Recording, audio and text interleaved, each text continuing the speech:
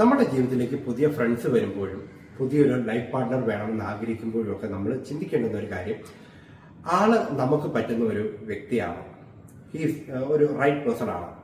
അപ്പൊ ഇത് മനസ്സിലാക്കാൻ നമുക്കൊരു പൊതുവായിട്ടുള്ള ഒരു 5 കാര്യങ്ങളെ കുറിച്ച് നമ്മളൊന്ന് മനസ്സിലാക്കിയിരിക്കണം.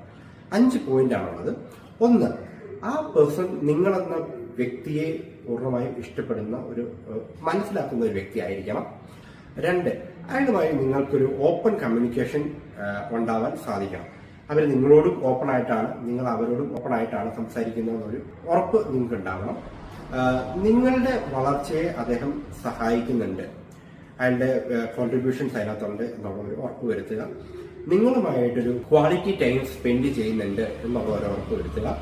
നിങ്ങളുടെ അതേപോലത്തുള്ള ഒരു സിമിലർ വാല്യൂസ് ആണ് അവരും ഷെയർ ചെയ്യുന്നത് എന്നുള്ള ഒരു ഉറപ്പ് വരുത്തുക.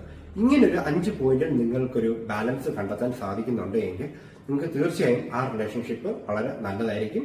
അത് നിങ്ങളെ വളരാൻ ഒരുപാട് സഹായിക്കുന്നതുമായിരിക്കും.